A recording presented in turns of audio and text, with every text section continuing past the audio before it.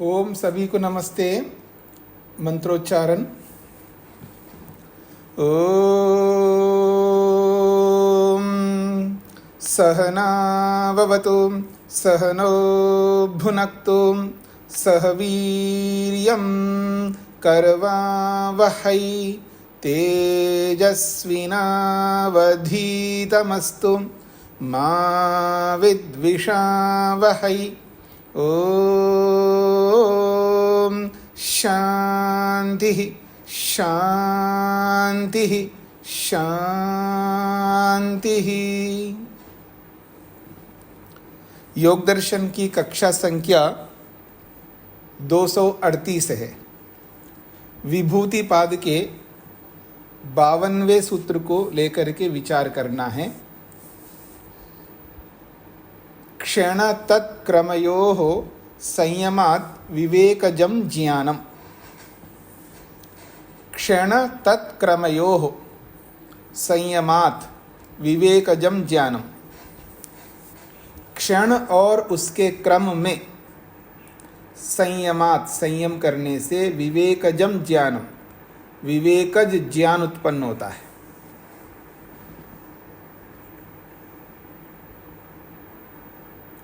विवेक ज्ञान का मतलब विवेक से उत्पन्न ज्ञान विशिष्ट ज्ञान होता है, अर्थात बहुत महत्वपूर्ण विवेक उत्पन्न होता है। कब? क्षण और उसके क्रम में संयम करने से।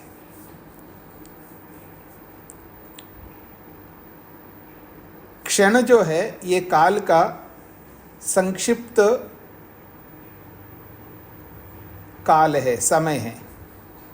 यानी काल का जो संक्षिप्त जो भाग है उसको क्षण कहते हैं।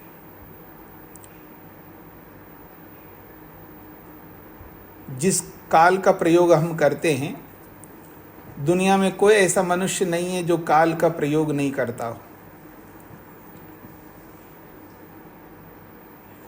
काल से कितना सुख व्यक्ति लेता है इसकी कोई कल्पना भी नहीं कर सकते। हमें काल से कितना सुख मिलता है, कभी आप काल पर विचार करेंगे तो आपको स्पष्ट होगा। तो ये जो काल का जो अंतिम सूक्ष्म अंश है उसी को क्षण कहते हैं। और उस क्षण और उसके क्रम तो आपको पता ही है, पीछे भी हमने अनेक बार पढ़ा है क्रम को लेकर के।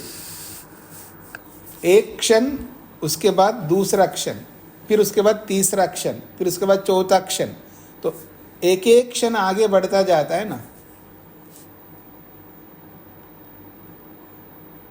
हाँ जी, क्रम से खड़े हो जाओ, आपको बोला जाए क्रम से खड़े हो जाए, क्रम से बैठिए, तो इसका क्या मतलब होगा? क्रम का मतलब है एक व्यक्ति, उसके बाद दूसरा व्यक्ति, फिर उसके बाद तीसरा व्यक्ति, उसके बाद चौथा व्यक्ति।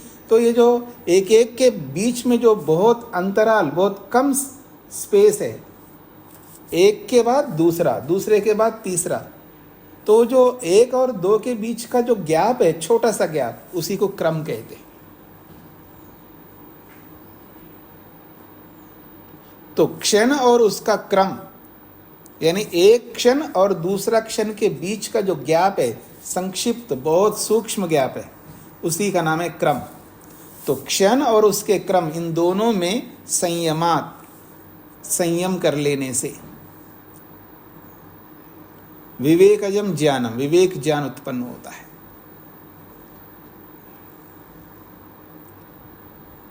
और ऐसा विवेक ज्ञान उत्पन्न क्यों करना चाहिए,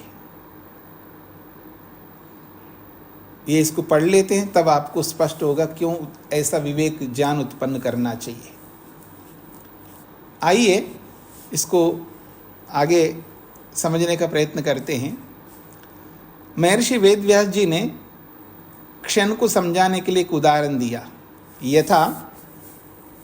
यथा अपकर्ष पर्यंतम द्रव्यम परमाणु। यथा अपकर्ष पर्यंतम द्रव्यम। अपकर्ष पर्यंत, पर्यंत का मतलब तक, और अपकर्ष का मतलब होता है उसको कम करते जाइए। किसको? द्रव्यम, द्रव्य को अपकर्ष की ओर ले जाइए, अर्थात उसको कम करते जाइए। किसी भी द्रव्य को आप ले सकते हैं। देखिए, मैं एक द्रव्य आपके सामने ले रहा हूं, ये एक द्रव्य है। बॉक्स के अंदर क्या है उसको मत देखिएगा, पूरे बॉक्स को देखिए, ऊपर का। ये एक बॉक्स है, इसको कम करिएगा।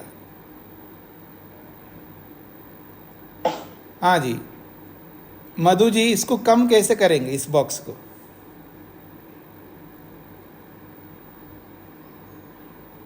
इस बॉक्स को कम कैसे करेंगे मधु जी? स्वामी, इसको तोड़ेंगे और इसका एक एक कण अलग होता जाएगा। इसको सीमा तक तोड़ेंगे जब ये टूटना बंद हो जाए। नहीं, आपको इतना ही बताना है, इसको कम करेंगे, 2 टुकड़े करेंगे तो एक टुकड़ा जो है इस बॉक्स का कम स्वरूप है, ऐसा बोलिएगा। अभी सबको समझ में है ना? अब मान लीजिए ये पुस्तक है, योग दर्शन की पुस्तक, इसको कम करने का मतलब इसको 2 टुकड़े कर दीजिएगा, तो जो एक टुकड़ा है ये पूरी पुस्तक की अपेक्षा से कम है। किसी भी द्रव्य को ले लीजिएगा, फिर उसका भी और कम कर दीजिएगा, फिर उसको आधा करिएगा, फिर उसको आधा करिएगा, फिर उसको आधा करिएगा। ऐसे करते करते करते करते अपकर्ष पर्यंतम, अपकर्ष कहते हैं इससे और कम नहीं हो सकता, इससे और कम नहीं हो। एक टुकड़े को 2 कर दो, 2 को फिर 2 कर दो, फिर उसको 2 कर दो, ऐसे करते करते करते लास्ट में जाकर के एक ऐसा पीस, ऐसा टुकड़ा आएगा आपके सामने। टुकड़ा का मतलब है एक ऐसा अंश आएगा जिसको 2 नहीं कर सकते। यह है अपकर्ष पर्यंतम, यानी कम करते करते करते सूक्ष्मता में जब जाएंगे तो अंत में जाकर के एक ही रहेगा वो, उसको अब 2 नहीं कर सकते। और जो जिसको 2 नहीं कर सकते वो क्या बनेगा? द्रव्यम परमाणु, वो परमाणु बन जाएगा, सूक्ष्म अवयव बन जाएगा। तो किसी भी वस्तु को अपकर्ष की ओर ले जाओ, उसको छोटा करते जाओ करते जाओ करते जाओ उस द्रव्य को, तो अंत में जाकर के परमाणु बचेगा। अब उस परमाणु को फिर 2 नहीं कर सकते। अगर 2 करेंगे इसका मतलब वो परमाणु नहीं है, अर्थात सूक्ष्म अणु नहीं है। तो जिसको सूक्ष्म करते करते करते एक ऐसी स्थिति में जाएंगे जिसको 2 नहीं कर सकते, वो एक जो होगा वो परमाणु है। एवं, इसी प्रकार से, ये उदाहरण दिया, द्रव्य का उदाहरण इसलिए दिया है काल को समझाने के लिए। एवं परम अपकर्ष पर्यंतः कालः,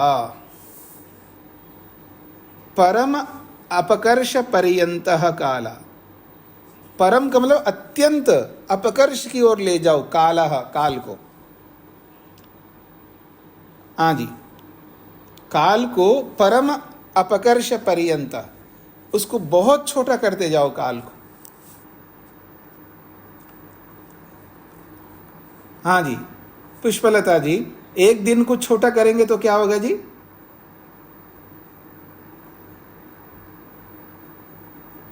इतना समय लगता है कि आप माइक खोलिए, तुरंत बताइए उत्तर। एक दिन को कम करेंगे तो क्या होगा? अब माइक नहीं खोल रहे और बोलते जा रहे हैं। आवर्स कम होते जाएंगे एक दिन से। आधा दिन बोलिएगा ना। आधा दिन। हाँ, ये उत्तर है।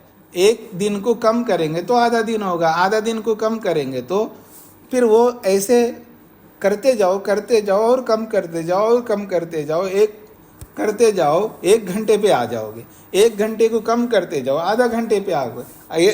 आधा घंटे को कम करते जाओ तो 1 मिनट पे आओगे। 1 मिनट को कम करते जाओ तो 1 सेकंड पे आओगे। 1 सेकंड को कम करते जाओ करते जाओ करते जाओ। इसके बाद इसको नहीं कम कर सकते जी, उसको कहते हैं क्षण। हाँ, उसको कहते क्षण। तो कह रहे एवं इसी प्रकार से परम अपकर्ष पर्यंत काल, काल को परम अत्यंत अपकर्ष की ओर, अत्यंत कम अवस्था की ओर ले जाना है तो वो क्षण बनेगा। अब इसी क्षण को समझाने के लिए एक और उदाहरण दे रहा है। मधु जी को क्या पूछ रहा है? स्वामी जी मैं ये पूछना चाह रही थी, क्षण जो है सबसे सूक्ष्मतम कालखंड है? हाँ जी। जी धन्यवाद। अब इसी क्षण को समझाने के लिए एक और उदाहरण दिया जा रहा है। यावता वा समयेन चलितः परमाणुः पूर्वदेशं जहियात् उत्तरदेशम उपसंपद्येत स कालः क्षणः। अब वो क्षण को कैसे हम समझ सके? अब दिखता तो है नहीं, कोई ऐसी वस्तु तो है नहीं को दिखाई दे। अब उस क्षण को कैसे हम आइडेंटिफाई करें, कैसे उसको समझे?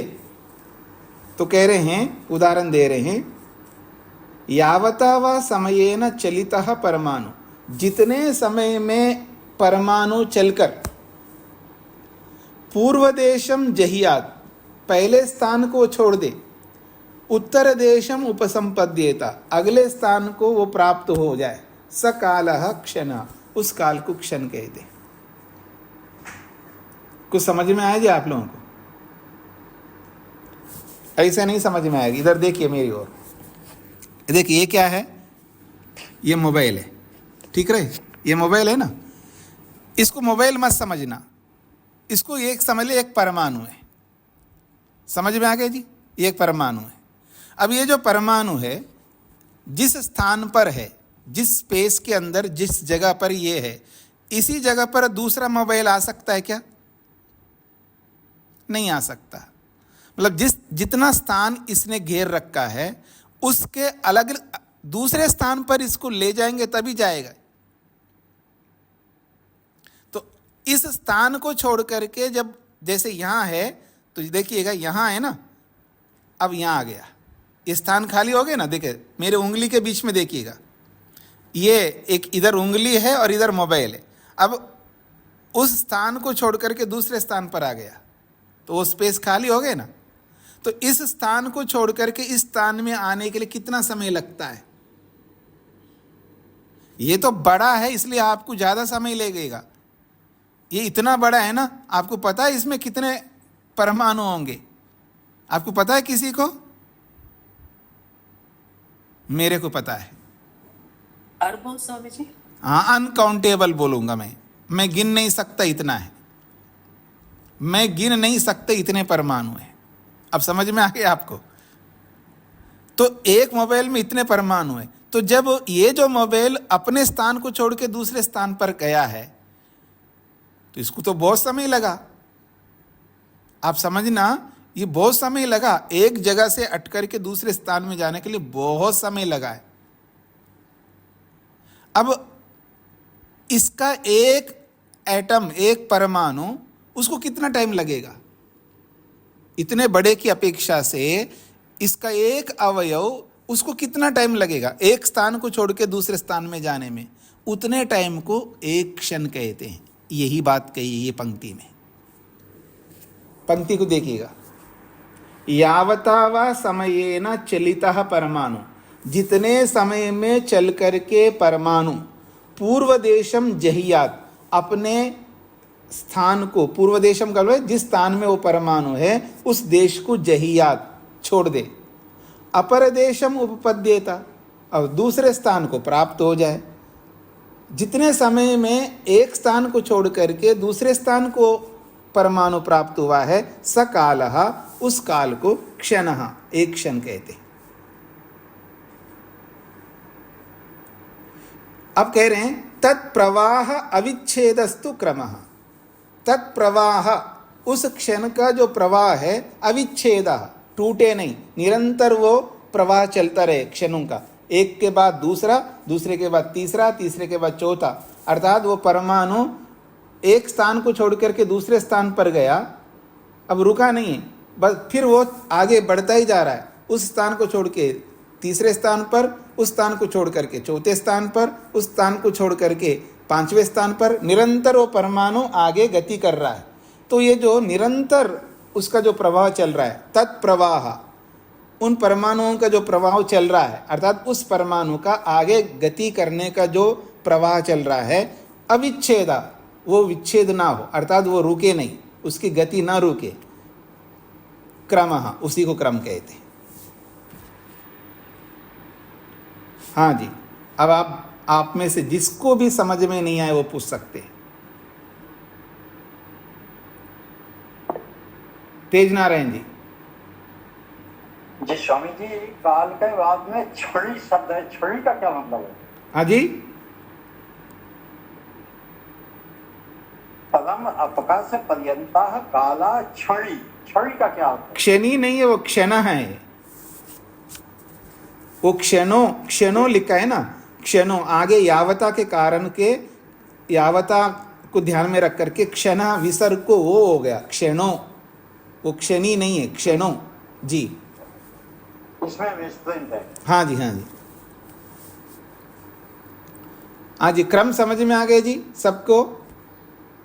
मतलब वो जो परमाणु एक स्थान को छोड़ करके दूसरे स्थान पर गया, ठीक है, फिर दूसरे स्थान को छोड़ करके तीसरे स्थान पे गया, तीसरे को छोड़ के 5, वो निरंतर आगे परमाणु बढ़ता जा रहा है।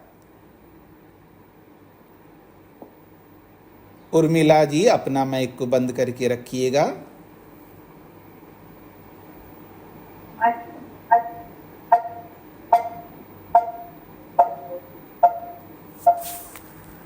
तो ये जो स्थिति है, परमाणु आगे स्थान बदलता जा रहा है निरंतर, वो स्थान बदलने का जो उसका स्वभाव है वो बदल नहीं रहा है, निरंतर चल रहा है, वो प्रवाह निरंतर चल रहा है। उस प्रवाह का न रुकना ही क्रम है। अगर वो रुक गए, आगे बढ़े नहीं, तो क्रम समाप्त हो जाएगा।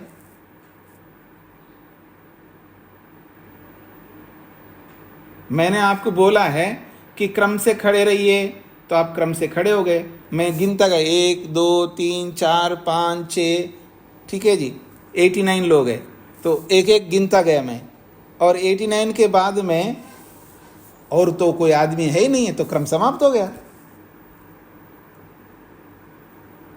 तो क्रम क्या है? जो क्षणों का निरंतर आगे आगे अगला अगला क्षण चल रहा है, और अगला क्षण है ही नहीं है, वो रुक ही गया, वो परमाणु वहीं रुक गया, तो अगला क्षण है ही नहीं है। जब अगला क्षण नहीं है तो क्रम भी समाप्त हो जाएगा। तो क्रम तब तक रहेगा जब क्षण निरंतर चलते रहे। तो तत्प्रवाह अविच्छेद, उन क्षणों का प्रवाह न टूटना ही क्रम कहलाता है। यहां तक पहुंच गए जी। अब आगे बढ़ते हैं। क्षण तत्क्रमयोः नास्ति वस्तु समाहार इति, ये बहुत महत्वपूर्ण बात कही जा रही है। क्षण तत्क्रमयोः न अस्ति वस्तु समाहारः। क्षण तत्क्रमयोः, क्षण और उसका जो क्रम, इन दोनों का वस्तु समाहार नहीं है। वस्तु समाहार का मतलब समझ लीजिएगा, जैसे वस्तुओं का समाहार होता है ना। देखिएगा, मेरे हाथ में क्या है जी? ये मोबाइल है, मेरे हाथ में, दूसरे हाथ में एक डिब्बा है। ये दोनों मिलकर के दोनों का समाहार हो गए। दोनों यानी 1 और 2 मिलकर के 2 हो गए ना। एक संख्या और इसकी एक संख्या, दोनों को मिलाएंगे तो क्या होगा? 2 हो जाएंगे। अब मैं इसको ऐसा रखता हूं, फिर एक दूसरी डिब्बा ले लिया, 1 2 3, तो इसको इसके साथ जोड़ेंगे तो कितने हो जाएंगे? 3। तो ये वस्तुओं का समाहार हो रहा है ना। समाहार का मतलब है युगल, जुड़ना, जुड़ते जाना, जुड़ते जाना, अनेक जुड़े रहेंगे, उसको समाहार कहते हैं। तो जैसे वस्तुओं का समाहार होता है, वस्तुओं को हम इकट्ठा कर सकते हैं ना, ये एक है वो एक है, दोनों को जोड़ दिया तो समाहार हो गया। जोड़ना समाहार कहलाता है। तो 2 वस्तुओं का समाहार है, 3 वस्तुओं का समाहार है। ये 3 मिलके रहते हैं। आपके घर में कितने रहते हैं जी? 4 रहते हैं, तो 4 लोगों का समाहार है, यानी 4 लोगों का जोड़ा है। 4 लोग जुड़े रहना, 4 लोगों को जुड़े रहने को समाहार कहते हैं। तो जैसे वस्तुओं का समाहार होता है, ऐसे ही क्षण और उसके क्रम का समाहार नहीं होता, ये कहना चाह रहे हैं। क्षण तत्क्रमयोः न अस्ति वस्तु समाहारः। क्षण और उसके क्रम का वस्तु समाहार नहीं होता। इसको समझ लीजिए क्यों नहीं होता है। इसको समझ लीजिए क्यों नहीं होता। वस्तुओं का समार क्यों होता देखिएगा, मेरी ओर देखिएगा, तभी समझ में आएगा आप लोगों की। इधर देखिए, कुछ लोग नहीं देख रहे हैं, सुन भी नहीं रहे। देखिएगा, ये एक वस्तु ये विद्यमान है, समाप्त नहीं हुआ, ये पदार्थ समाप्त नहीं हुआ, ये वस्तु समाप्त नहीं हुआ। ये दूसरी वस्तु आ गई, ये भी समाप्त नहीं हुई, दोनों विद्यमान है, तो दोनों का समार हो सकता है, दोनों का मेल हो सकता है। समझ में आ गया? ये भी है, ये भी है, दोनों विद्यमान है, दोनों विद्यमानों का समार हो सकता। एक क्षण, जब दूसरा क्षण आएगा तो पहला क्षण समाप्त हो गया, दूसरा आ गया, अब तीसरा क्षण आते ही दूसरा समाप्त हो जाएगा, तीसरा क्षण आते ही दूसरा क्षण समाप्त हो गया, चौथा क्षण आते ही तीसरा क्षण समाप्त हो गया। तो जब क्षण ही नहीं रहा तो उसका क्रम भी कहाँ रहेगा? तो इसलिए क्षण और उसके क्रम का मिलाप, जुड़ना, उसको मिला के रखना नहीं हो सकता, ये कहना चाह रहे हैं।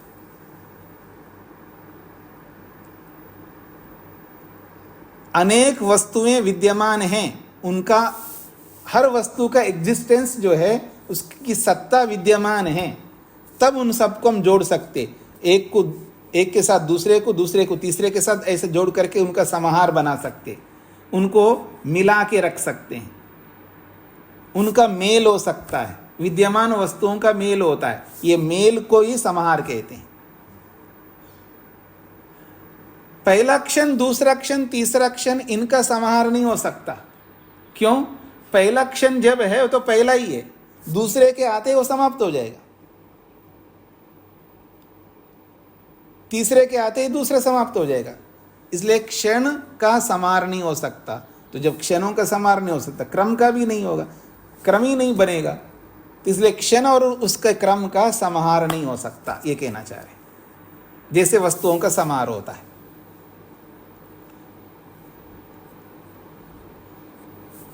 हाँ जी, समझ में आ गए ना?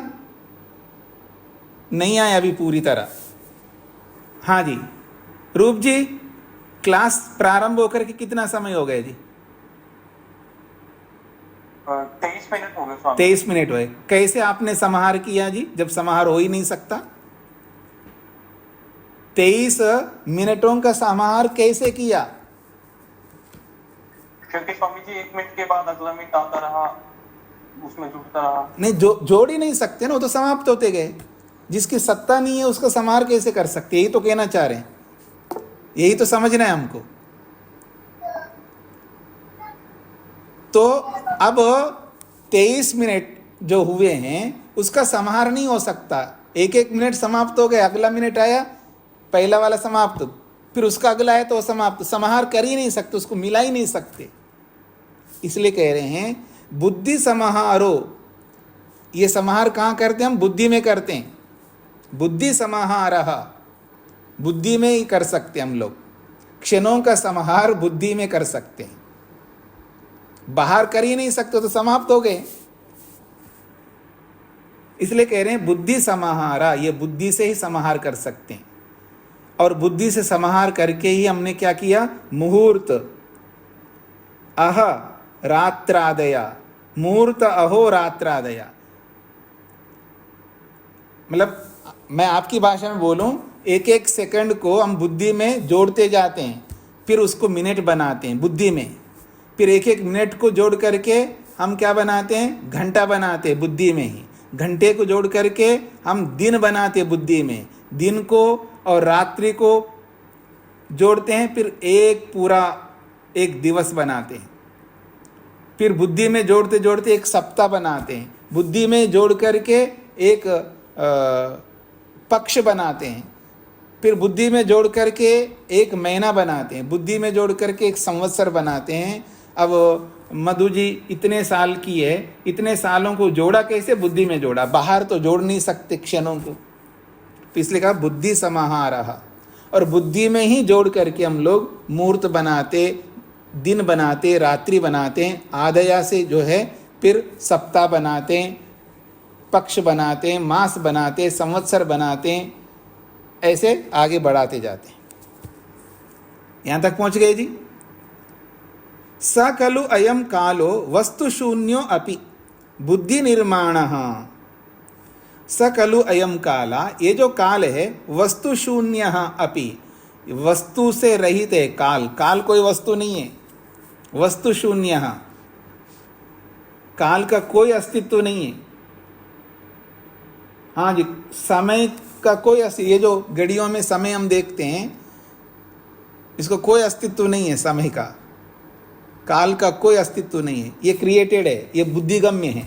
हमने मानसिक रूप से ऐसा समय का निर्धारण कर लिया है। हमने मतलब बनाने वाले ने, जो हमारे से पूर्वज लोगों ने समय का निर्धारण ऐसा कर लिया। वस्तु शून्यो अपि, ये वस्तु से रहित है काल। काल कोई वस्तु नहीं है, इसीलिए इसको बौद्धिक वस्तु कहते हैं। काल को बौद्धिक वस्तु कहते हैं। जैसे दिशा कोई नहीं होती है, कोई दिशा नहीं है, वो भी बौद्धिक दिशा है, बुद्धि गम्य है, वो बुद्धि से ही जाना जाता दिशा को, काल को भी और दिशा को भी।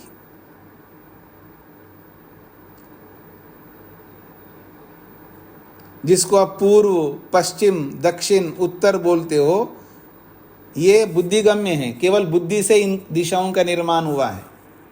वास्तव में कोई होता नहीं है दिशा, ये काल्पनिक है। इसको काल्पनिक वस्तु कहते हैं, अर्थात मन की कल्पना से उपज वस्तु हैं ये। इसलिए कह रहे हैं स खलु अयम काला, वह ये जो काल है, वस्तु शून्य, वस्तु से रहित है, अपि, फिर भी बुद्धि निर्माण, बुद्धि से इसका निर्माण करते हैं वस्तु के रूप में। हम लोग बुद्धि निर्माण, बुद्धि में निर्माण करते हैं, उसको वस्तु के रूप में देखते हैं। हाँ, एक क्षण हुआ है, एक मिनट हुआ है, एक घंटा हुआ है, एक दिन हो गया है, देखो मेरे को पैदा होकर के इतने साल हुए हैं, ये हम बुद्धि में निर्माण करते हैं। शब्द ज्ञानानुपाति, और शब्द ज्ञान के अनुसार ही चलने वाली वृत्ति है ये। लौकिकानां व्युत्थित दर्शनानां, लौकिकानां व्युत्थित दर्शनानां, जो लौकिक व्यक्तियों के लिए, व्युत्थित मन वालों के लिए, यानी जो एकाग्र नहीं होते ऐसे लोगों के लिए, वस्तु रूप इव अवभासते, ये वस्तु जैसा प्रतीत होता है। शब्द ज्ञानानुपात, क्योंकि शब्द तो है ना, एक घंटा शब्द है, और शब्द एक घंटा बोलते, एक घंटा को हम वस्तु के साथ मन में निर्माण करता। हाँ, एक घंटा, हाँ एक दिन, एक दिन भी एक कोई वस्तु है ऐसा हमारे को बोध होता है। हाँ, एक साल भी एक कोई वस्तु है ऐसा बोध होता है। क्यों? शब्द बोलते ही ज्ञान हो रहा है ना। एक दिन, हाँ जी मैं आपको 2 दिन हो गया आपको बोल बोल करके थक रहा हूँ, तो हाँ कमाल है, ठीक बात है, इन्होंने 2 दिन पहले बताया तो 2 दिन हो गए, तो 2 दिन ऐसा एक वस्तु के रूप में उसको हम कल्पना करके समझते हैं। इसलिए शब्द ज्ञान अनुपाति, शब्द का अनुसरण करने वाली वृत्ति है ये। लौकिकानाम व्युत्थित दर्शनानाम, लौकिक लोग, वो लौकिक कैसे हैं उसके विशेषण दिए, व्युत्थित दर्शनानाम, यो व्युत्थित अवस्था को देखने वाले, अर्थात जो पूर्ण एकाग्र ना होने वाले हम जैसे लोगों के लिए वस्तु स्वरूप इव अवभासते, वस्तु जैसा हमें प्रतीत होता है। आगे बढ़ता हूं मैं। क्षणस्तु वस्तु पतितः क्रमावलंबी, क्षणस्तु, ये जो क्षण है, वस्तु पतितः क्रमावलंबी, क्षण तो वास्तविक रूप से क्रमावलंबी, क्रम का अवलंबन करता है। वस्तु पतिता का मतलब है वास्तविक रूप से या वस्तु के अनुसार क्रमावलंबी, क्रम का अवलंबन करने वाला होता है क्षण, यानी क्रम के सहारे से क्षण चलता है, इसका अभिप्राय है। क्रमश्च क्षणानंतर्यात्मा, और ये क्रमश्च, और क्रम जो है क्षण अनंतरात्मा, क्रम जो है क्षण के बाद आने वाला है। मतलब एक क्षण बीत गया, अगला क्षण आता है तभी क्रम आएगा। केवल एक ही क्षण है, दूसरा कोई क्षण है ही नहीं है, तो क्रम आएगा नहीं। यानी क्षण के बाद में आने वाला क्रम होता है, इसका अर्थ है क्रमश्च क्षण अनंतर्यात्मा। क्रम जो है क्षण के बाद में आने के स्वरूप वाला होता है। ऐसे तम, ऐसे क्षण को, कालविदा, काल को समझने वाले, काल इति आचक्षते योगिना, कालविदा योगिना, काल को समझने वाले योगी लोग उसको काल नाम से बताते हैं। उस क्षण को, इस विज्ञान को, इस काल को समझने वाले जो योगी लोग हैं उसको काल शब्द से बोलते हैं। देखिए, योगी को बोला जा रहा है, योगी वास्तव में काल को यथार्थ रूप में सटीक समझ सकता है। वैज्ञानिक लोग भी समझते हैं, योगी लोग भी समझते हैं, और वैज्ञानिकों से भी अधिक योगी समझता है काल को। वो लोग यंत्रों से समझते हैं, वो बिना यंत्र के समझता है, उसकी ये विशेषता है।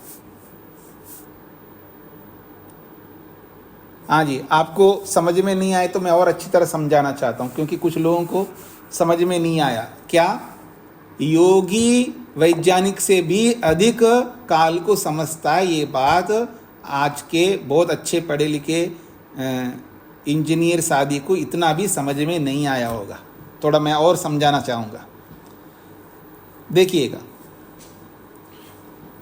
वैज्ञानिक लोग यंत्रों से वस्तुओं को देखते हैं, ठीक है ना, पर वैज्ञानिक लोग उस वस्तु को अभी तक नहीं देख पाए। किस वस्तु को? इस यूनिवर्स का रॉ मटेरियल को नहीं देख पाए ना, पर योगी देख लेता है। तो इस संसार का जो रॉ मटेरियल है, अंतिम तत्व, मूल तत्व, वो कितना सूक्ष्म होता होगा, और उस उतने सूक्ष्म तत्व, एक तत्व को अपने स्थान को छोड़ करके दूसरे स्थान में जाने में जितना समय लगता है उसको क्षण कह रहे हैं यहाँ पर, ऐसे समझ लीजिएगा। तो उस मूल तत्व को जाने बिना उस सूक्ष्म काल को वैज्ञानिक नहीं समझ सकते। वैज्ञानिक जो समझते हैं वो बहुत स्थूल काल को समझते हैं। इसलिए मैंने बोला है कि वैज्ञानिकों से भी अधिक योगी काल को अच्छी तरह समझता है। ये मेरा अभिप्राय है। अब क्लियर हो गया? अब देखिएगा, आगे बढ़ता हूं। न च द्वौ क्षणौ सह भवतः, उसी बात को और स्पष्ट कर रहे हैं। न च द्वौ क्षणौ सह भवतः, दो क्षण एक साथ नहीं रह सकते,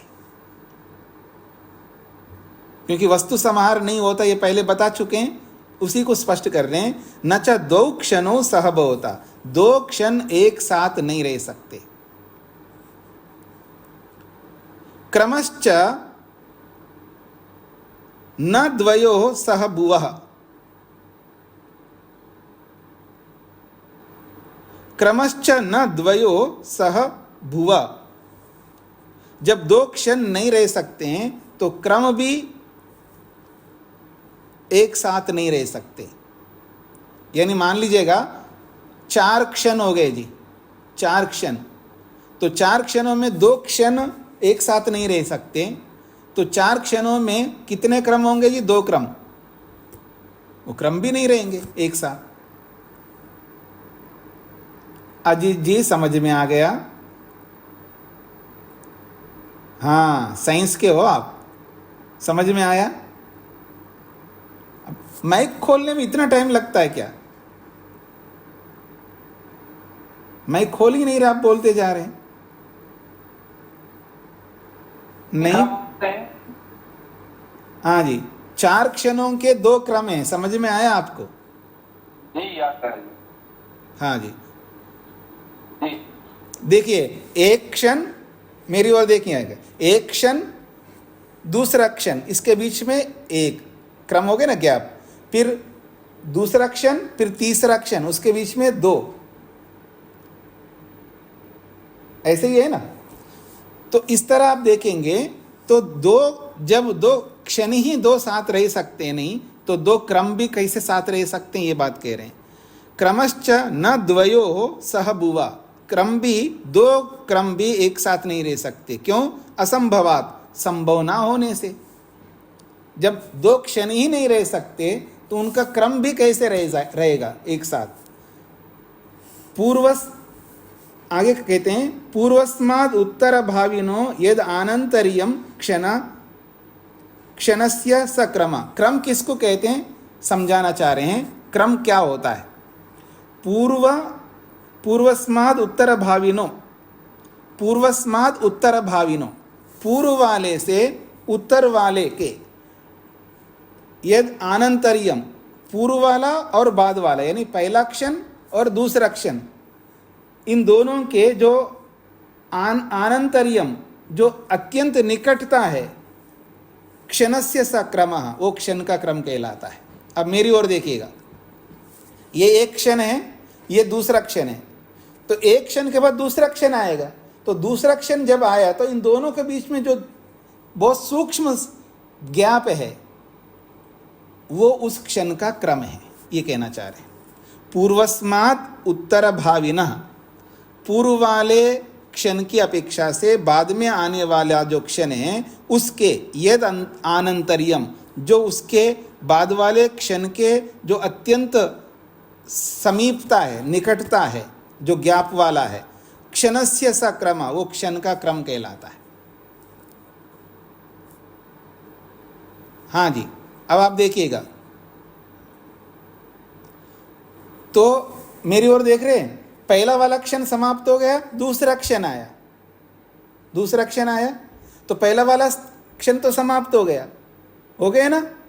अब मेरी ओर देखिएगा, अब इसके बाद अगला क्षण आने वाला अभी आया नहीं, वो आया नहीं, ये चला गया, तो आपके सामने कौन सा दिखाई दे रहा है? एक ही क्षण दिखाई दे रहा,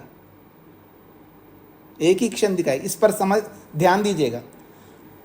दूसरा जब क्षण आया तो पहला क्षण समाप्त हो गया, तीसरा क्षण अभी पैदा हुआ नहीं, तो एट ए टाइम, एक समय एक ही क्षण रहेगा।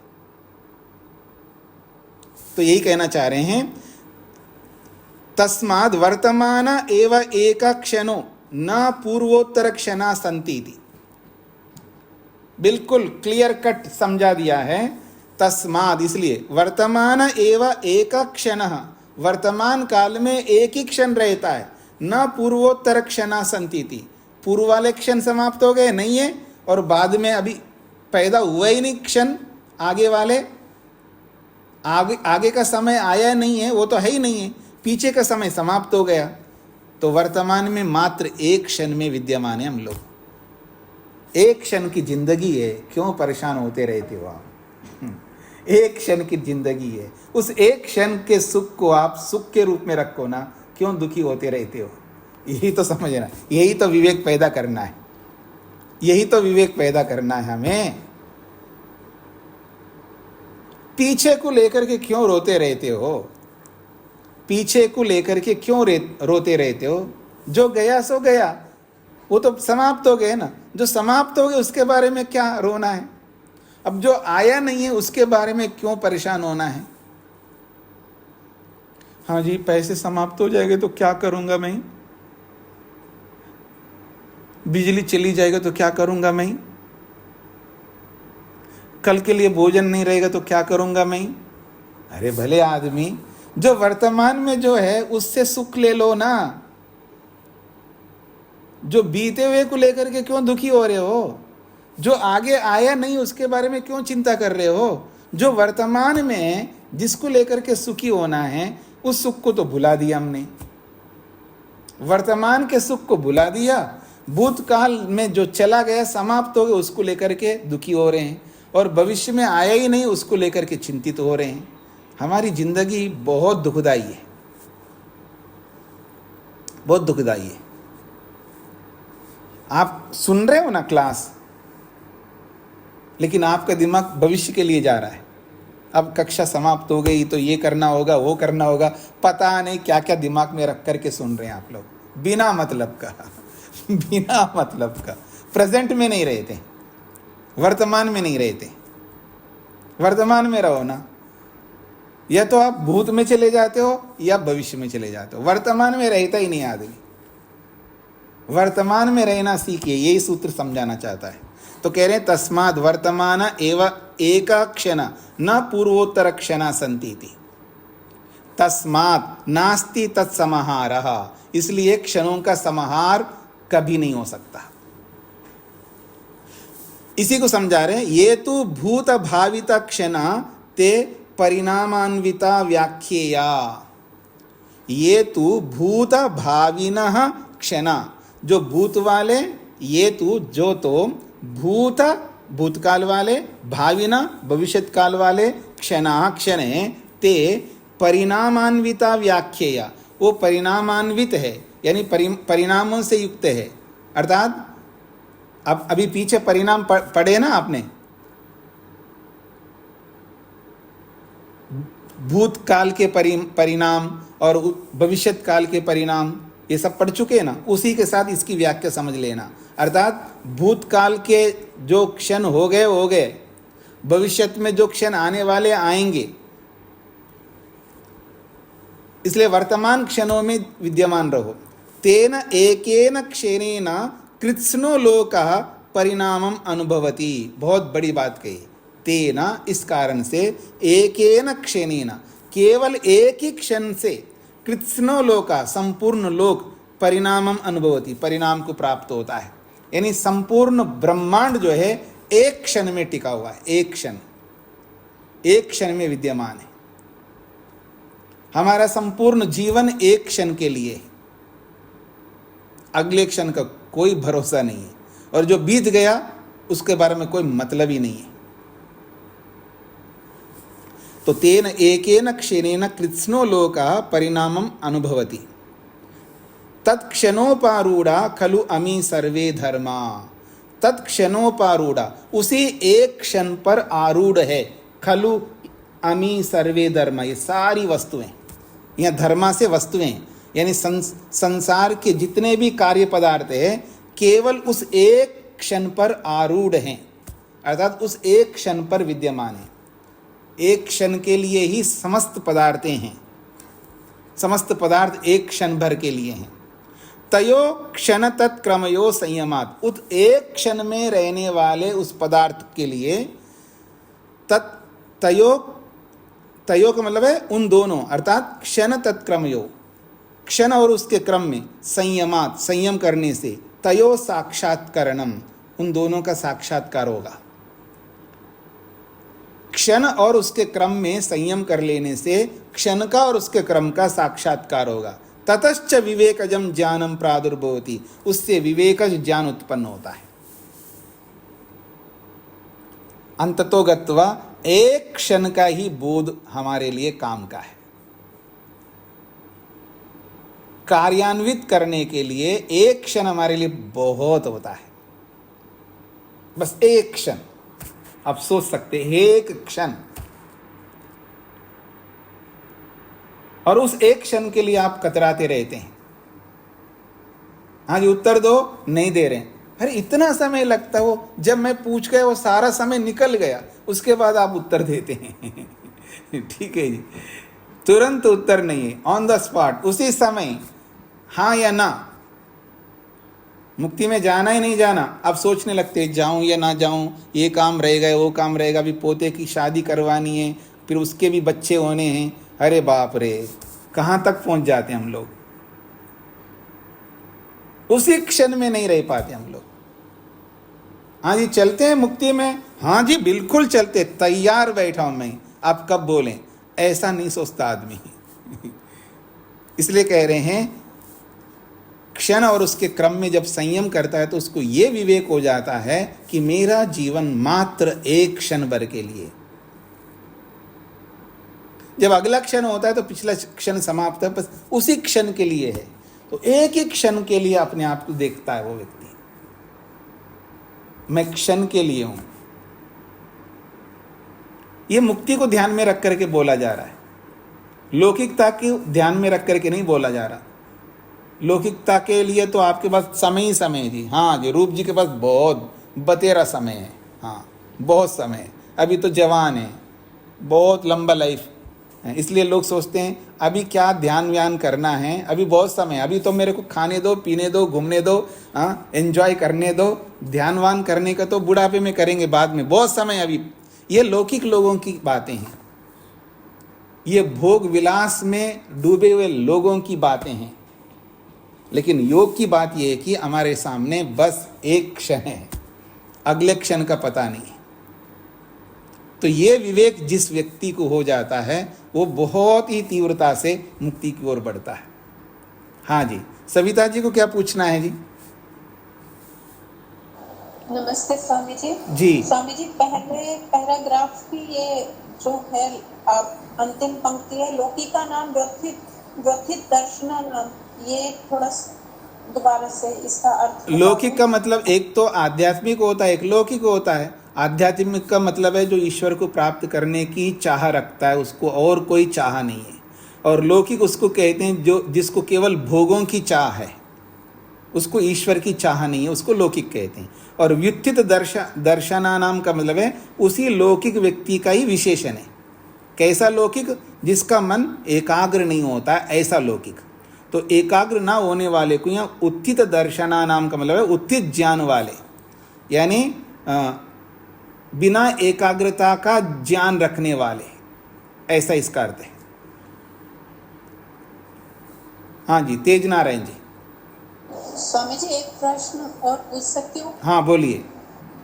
स्वामी जी, समूह और समाहार में जैसे द्विगु समास में आता है ना, समूह और समाहार, तो उसमें क्या अंतर होता है समूह और समाहार में? देखिए वो अलग अर्थ है। समाहार और द्विगु समास, द्वंद्व समास, समाहार समास वो अलग है, वो व्याकरण की दृष्टि अलग है। वो समाहार अलग है, ये समाहार अलग है। जी धन्यवाद स्वामी जी। जी हाँ जी, तेज नारायण जी। स्वामी जी क्या क्षणिकवाद का आधार यही सूत्र है क्या? हाँ जी, यही सूत्र है, यूँ समझ लीजिएगा। क्षणिकवाद का आधार यही सूत्र है। जी जी, प्रमोद जी। जी धन्यवाद। नमस्ते स्वामी जी। जी स्वामी जी, पत्रे तेन एकेन क्षणेन प्रश्नो लोका परिणामम अनुभवति। तेना, इस कारण से, जब एक ही क्षण रहता है ना, तेना इस कारण से, एकेन क्षणेन, एक ही क्षण में, कृत्स्नः लोका, संपूर्ण लोक, परिणामम अनुभवति, परिणाम को प्राप्त होता है, अर्थात विद्यमानत्व को प्राप्त होता है। यानी एक क्षण के लिए संसार है, अगले क्षण के बारे में पता नहीं हमें, और पीछे जो गया सो गया। तो वर्तमान एक क्षण के लिए संपूर्ण ब्रह्मांड विद्यमान है, यानी एक क्षण के लिए जीता है संसार। तो हम भी वैसे जिए ना, ये इसका अभिप्राय है। हाँ जी, रूप जी। ओम स्वामी जी। जी। स्वामी जी, मैं ये पूछना चाह रहा था कि एक जो क्षण है वो इसमें जो कहा है समाहार, तो स्वामी जी समाहार जो है वो क्षण का नहीं हो सकता, परमाणु का हो सकता है। हाँ, तो वो रहता है ना, परमाणु एक परमाणु है, दूसरा भी परमाणु है, दोनों एग्जिस्टेंस उन अपना अपना एग्जिस्टेंस को रख रहे हैं, उनकी सत्ता विद्यमान है, इसलिए दोनों को हम जोड़ सकते हैं। जोड़ना ही समाहार है। और क्षणों को जोड़ नहीं सकते, क्योंकि क्षणों को जोड़ने के लिए पहला वाला क्षण भी को रहना पड़ेगा, दूसरे क्षण को भी रहना पड़ेगा, तीसरे को भी रहना पड़ेगा, तब उन सब को हम जोड़ सकते हैं। जैसे द्रव्यों को जोड़ सकते हैं, विद्यमान वस्तुओं को जोड़ सकते हैं। मैं आपको मोटा उदाहरण देता, एक आदमी आगे चला गया, दूसरा आया वो भी चला गया, तीसरा आया वो भी चला गया, सब चले जा रहे हैं, वहाँ कोई विद्यमान ही नहीं है। हाँ जी, यहाँ कितने लोग हैं? अरे एक भी नहीं है, तो क्या मैं जोड़ूंगा उसको? कोई है मेरे सामने, खड़े रहेंगे तभी तो जोड़ूंगा ना उनको। जब वो आकर के चला जा रहा है तो जोड़ूंगा कैसे मैं? कितने हो गए, कैसे जोड़ूंगा मैं? जोड़ ही नहीं सकते। हाँ, बस बुद्धि में जोड़ सकता हूं मैं। हमारा जोड़ जो है बुद्धि का है, बाहर तो जोड़ ही नहीं सकते क्षणों को, ये कहना चाह रहे। स्पष्ट हो गया? जी स्वामी जी। स्वामी जी, और ये जो क्षण, जैसे क्षण को समझने के लिए कहा, तो जैसे क्षण को हम समझेंगे तभी मन एकाग्र होता है ना स्वामी जी? ऐसा मेरा मतलब विचार है कि जैसे हम क्षण को पकड़ लेंगे तभी मन एकाग्र होगा। नहीं होता स्वामी जी? यहाँ क्षण को, जब क्षण और उसके क्रम को समझ लेते हैं तो हमें यह विवेक होता है, मेरा जीवन तो क्षण भर के लिए, क्षण भंगुरम जीवनम, ये शास्त्रों में आता है। हमारा जीवन क्षण भंगुर, अर्थात एक क्षण के लिए है। एक क्षण का जीवन है। जब एक क्षण का जीवन है तो उसको ये विवेक होता है, अगले क्षण का पता नहीं है, इसी क्षण में जो करना है मेरे को करना है। ठीक है जी। मतलब भगवान का धन्यवाद है, मैं दूसरे क्षण में भी जिंदा हूं, फिर उसमें कर लूंगा, फिर तीसरे क्षण में भी जिंदा रहूंगा तो फिर कर लूंगा। करना सोचो, आलस्य करने लगते हम लोग, हाँ कर लेंगे, देख लेंगे, विचार कर लेंगे और सोचेंगे, ये हमारा जीवन चलता है। क्योंकि हमें ये रहता है, हमें क्षण का पता नहीं है, अगला क्षण में रहूँगा नहीं रहूँगा ये हमें वास्तव में नहीं पता है। अगर पता होता ना तो हम बहुत अच्छे नेक कर्म करेंगे।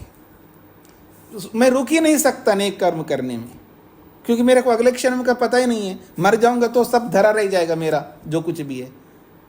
इसलिए उसी क्षण में करता है व्यक्ति, और जो क्षणों को नहीं समझता वो ही आलस्य करता है, प्रमाद करता है, सारे दोष करता है। जी आगे बढ़ता हूं मैं। शेखर जी।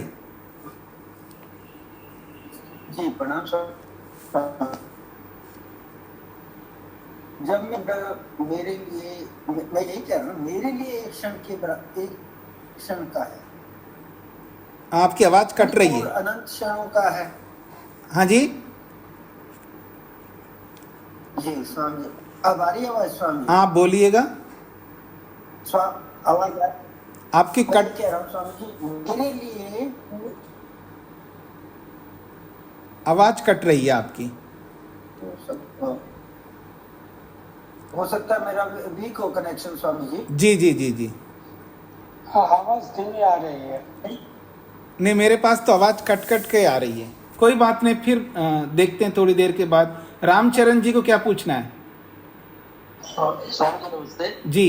मेरा निवेदन ये था, अभी आपने फरमाया कि ये वैज्ञानिक और योगी में बहुत, जितना योगी सोचता है उतना वैज्ञानिक नहीं सोचता था। नहीं, मैंने ये नहीं बोला। मैंने ये बोला है काल के विषय में जितना योगी को बोध होता है उतना वैज्ञानिक को नहीं होता, ये बोला है।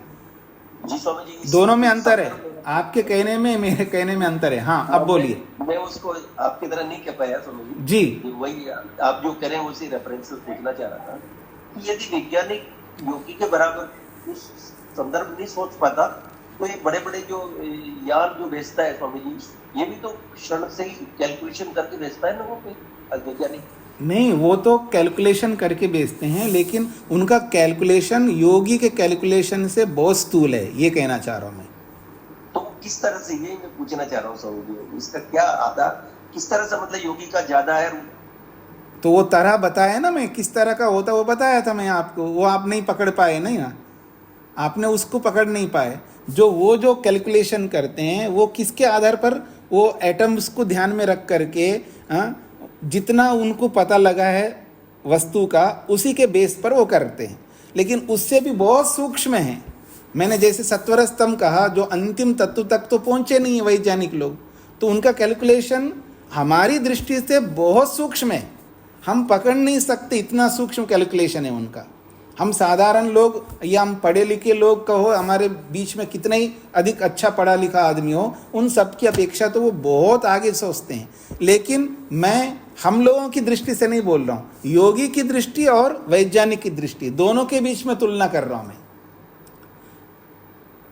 तो वैज्ञानिक जितना जानता उसके हिसाब से वो बहुत अच्छा सोचता है, लेकिन योगी जो है वैज्ञानिक से अधिक सूक्ष्म तत्वों को प्रत्यक्ष कर चुका है, इसलिए उसका जो काल का जो सूक्ष्म तत्व है वो योगी वैज्ञानिक से बहुत सूक्ष्म है, ये कहा मैंने। जी नरेंद्र जी।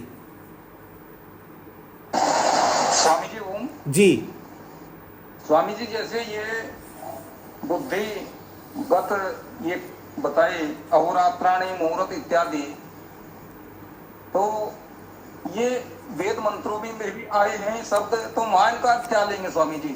यही संध्या उपासना में आया है अहोरात्र। नहीं, संध्या में जो अहोरात्र है वो सृष्टि और प्रलय को अहोरात्र कहा है, वो व्याख्या बदल जाती है। दिन रात भी होता है अहोरात्र का अर्थ, और सृष्टि प्रलय भी होता है अहोरात्र के। अहोरात्र के अलग अलग प्रसंगों में अलग अलग अर्थ होता है, एक शब्द के अनेक अर्थ होता है। जी ये अर्थ भी निकलता है, वो अर्थ भी निकलता है। जी स्वामी जी दोबारा बताएं, आवाज कट रही थी आपकी, एक बार और बताइए। मैं कह रहा हूं दिन और रात इन दो शब्दों के अर्थ अलग अलग प्रसंगों में अलग अलग अर्थ आते हैं।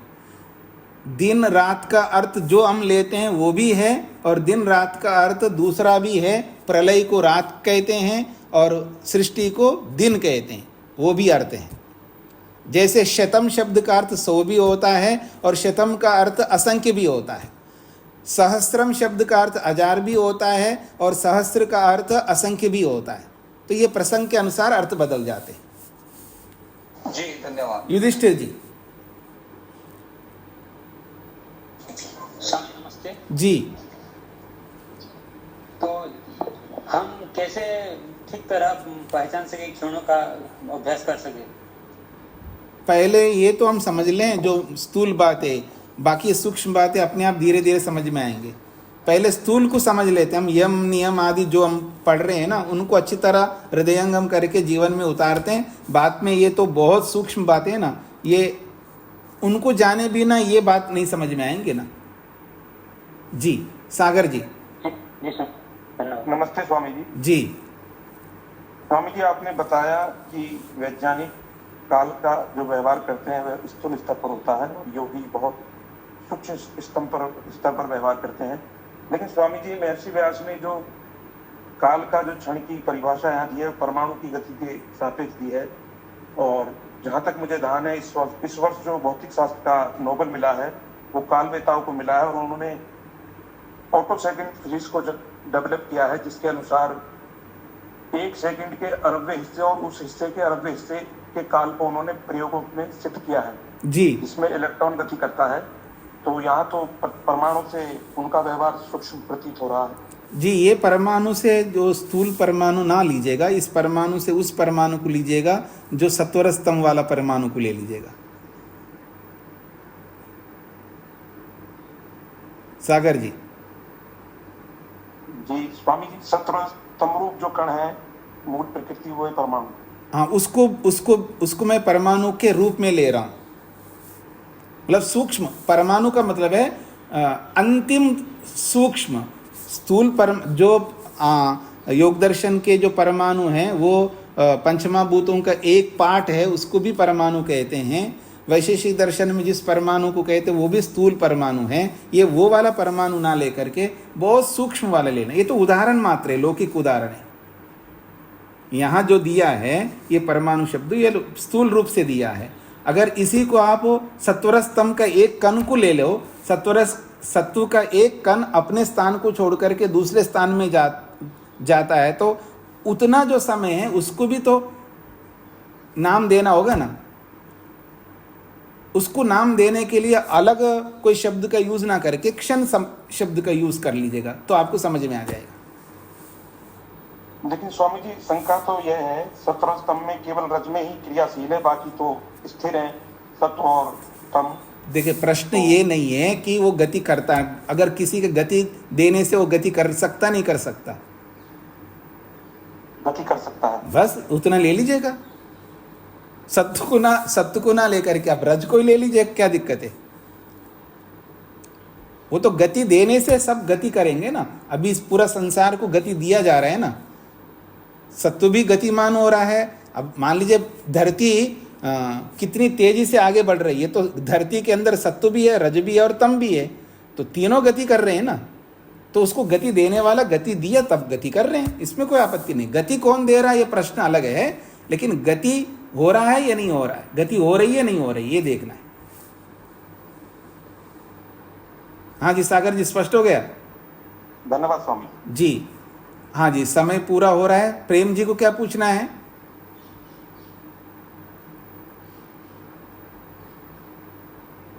हाँ, इतना समय नहीं लग सकता है, तो मैं इसको यहीं पर विराम देता हूँ। हाँ शेखर जी। जी दोबारा ट्राई करता हूँ। गुरु स्वामी जी, मैं ये पूछ रहा था कि ब्रह्मांड तो मेरे लिए एक क्षण के बराबर है, मतलब एक क्षण ही मेरा ब्रह्मांड है वर्तमान में जी। लेकिन ब्रह्मांड तो अनंत क्षणों से बना है ना। ब्रह्मांड को कोई देखता है तो अनंत क्षणों से मतलब ऐसा है, ऐसा सोचिए। नहीं। मेरे लिए एक क्षण बराबर है। हाँ जी, हमारे लिए बराबर है। देखने वाले सबके लिए एक एक क्षण के लिए है ना, बाकी और कौन देखेगा? हाँ, और तो कौन देखेगा? हाँ, जी जी। आत्मा ही देख सकता है या परमात्मा देख सकता है।